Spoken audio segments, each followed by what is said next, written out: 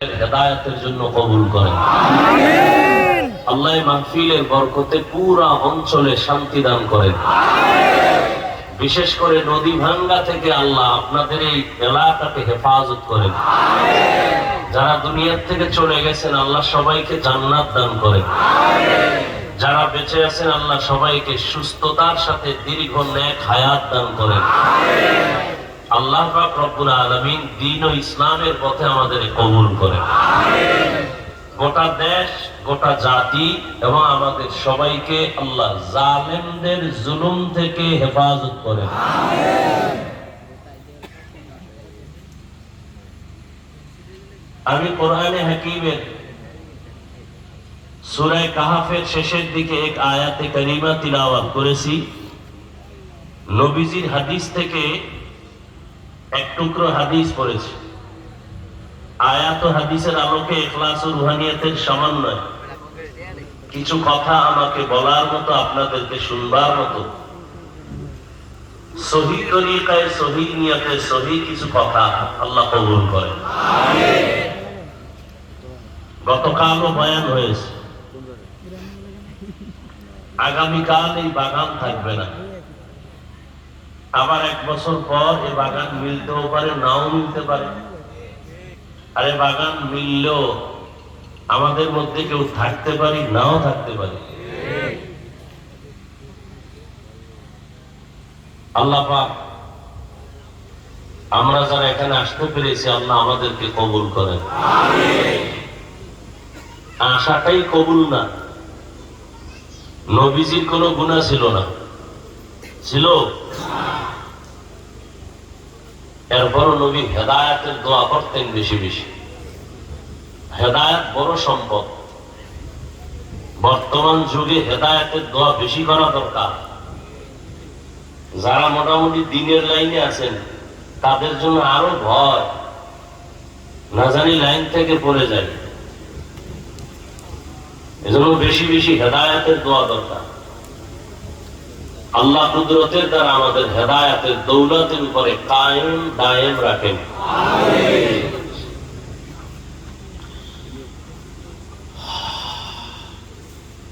মাহফিলের প্রচারণা চলতেছিল অনেক আগের থেকে।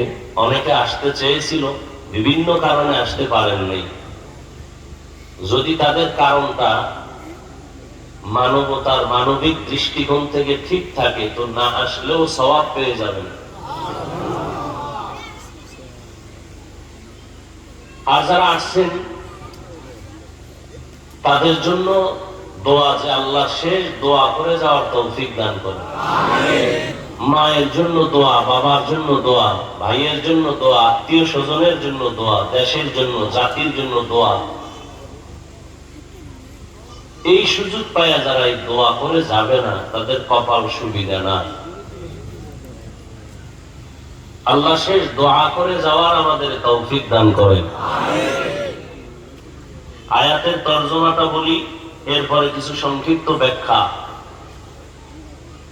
আল্লাহ পাক বলেন, ফামান কানা ইয়ারজু লিকা রাব্বিহি ফালইআমাল আমালান সালিহা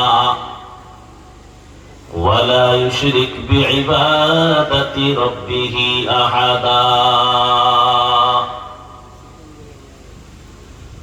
আল্লাহ বলেন, হে রাসূল আমার বাণী শুনায় দেন উম্মতকে।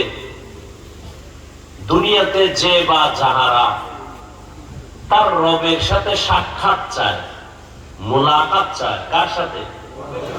রবের সাথে। তাদের জন্য করণীয় আমলে সালেহ। করণীয় কি? জবাব দিয়ে আমলে সালেহ। দ্বিতীয়, তাদের জন্য বর্জনীয় শিরক। তারা যে আমল করবে ইবাদত হিসেবে, এই আমল বা ইবাদতে যেন আমি আল্লাহর সাথে আর কাউকে অংশীদার না বানাই, তাহলেই সে আমার সাথে মোলাকাত পেয়ে যাবে। আল্লাহ যদি কপাল খুলে দুনিয়াতেও পাওয়ার কোন দলিল নেই, হতে পারে আল্লাহর কুদরতের মোলাকাত হবে। যেমন আমার রসুলের ব্যাপারে হাদিসে আছে আল্লাহর সাথে মোলাকাত হয়েছে আরশে আজিমে। আল্লাহর বাড়িতে আল্লাহ বেড়াইতে নিয়েছিলেন নবীকে।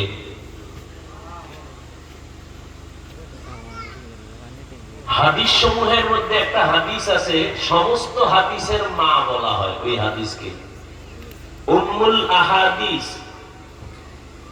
এই হাদিসকে আবার উম্মুল জাওয়ামি বলা হয়, সমস্ত হাদিসের সমষ্টি একটা হাদিস।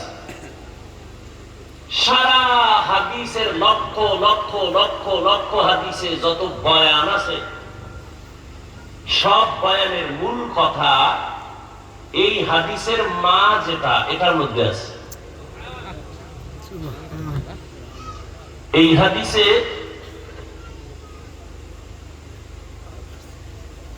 নাম আরেকটা আছে, হাদিসে জিবরাইল। হাদিসে এটা মশহুর প্রসিদ্ধ। হাদিসে জিবরাইল না পড়ে সে হাদিসের ডান বাম কিচ্ছু জীবনে বুঝবে না, যদি হাদিসে জিবরাইলকে অ্যাবাউট করে যায়। হাদিসে জিবরাইলকেই উম্মুল আহাদিস বলা হয় অথবা উম্মুল জাওয়ামি বলা হয়। হাদিসে জিবরাইল কেন বলে? রাসূলের সাথে স্পেশাল জিবরাইলের কথা হয়েছে। খুব খেয়াল করি, মহিলারও প্যান্ডেল, পুরুষের সাথে এই বাচ্চা ক্যাসেট মেসেট বাজতে আছে, আওয়াজ হইতেছে কানে।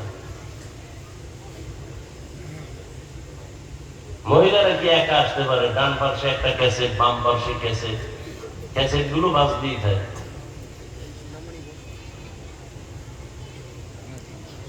মা বোনেরাও একটু কথা শোনার চেষ্টা করেন। আল্লাহ, শুনবেন তো ইনশাআল্লাহ কিছু কথা, বুঝার চেষ্টা করেন। বর্তমান দুনিয়ার হালাত বড় কঠিন। আওয়ামী লীগ গেছে খুশি, ঠিক একদল কান্দে বেশি খাইয়া, আর একদল কান্দে না খাইয়া। বুঝেননি? এতদিন শত্রু ছিল আমাদেরকে ধরার জন্য ভারত, আর এখন বড় শত্রু মাথায় চাপছে আমেরিকা। আমি উন্নতি হয়েছে। এই জন্য একজনে বলছেন অনেক কিছু হয়েছে দেশে, কিন্তু ইসলামের কিছু হয় নাই। ভালো করে মনে রাখবেন, ইসলামের কিছু হয় নাই।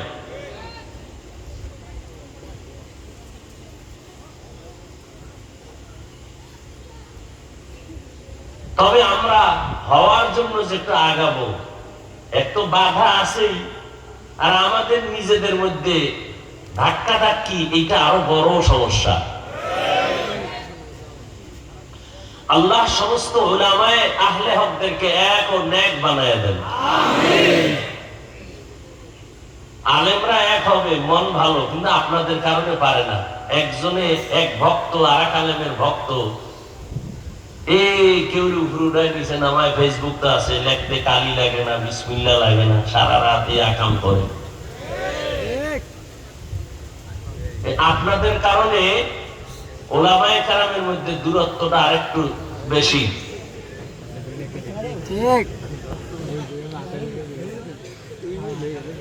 এই জন্য আমার একটা অনুরোধ, এই ফেসবুকের গোলামেরা, আমার একটা অনুরোধ, ব্যক্তি স্বার্থে না, যা কিছু লেখো যুবক বাবারা, অন্তত কোন আলেমের বিরুদ্ধে লেখিও না।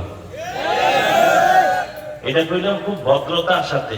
অভদ্রতার সাথে আরো কিছু কথা বলবো শেষে। ভদ্রতার সাথে বললাম, দিলের মহব্বত নিয়ে তুমি যা কিছুই লেখো, যা করো, এটা তোমার বিবেক দিয়ে বিচার করো, কিন্তু আলেমের বিরুদ্ধে লেখো না। আলেম যদি কিছু করেও, অন্য ওলামায়ে কেরাম সেটা ধরবেন, দেখবেন, বুঝাবেন, সমাধান করবেন। তুমি আউযুবিল্লাহ পারো না, বিসমিল্লাহ পারো না, তুমি আলেম নিয়ে লেখো কেন? তোমার কপাল পুরার জন্য আর কিছু লাগবে না, এটাই যথেষ্ট। তো কপাল যে পুড়ছে তুমি তো বুঝো না। তুমি চিন্তা করো, ঘুম হইতেছে, খাওয়ান হইতেছে, সব চলতেছে, সময় মতো টের পাইবা কি হারাইতেছে। আর সে বুদ্ধি থাকলে না বুঝবে। একজনে জামা খুইলে দোকানে বসতে চায় না, আর একজনে খালি গায়ে রয়েছে একটা লঙ্গি। মানুষের কিছু লজ্জাবোধের কোয়ালিটি আছে তো। ব্রেক যখন ঠিক থাকে না তখন ওই লোকটা কি উলঙ্গ না বস্ত্র পরিধান করা এই হিতাহিত জ্ঞান হারিয়ে ফেলে। সমান যার নাক নষ্ট, নাক ওর কাছে আতর আর পায়খানা, কথা বলেন না। যার মেধা নষ্ট, শেষ ও মা বাবার সাথে যে আচরণ করে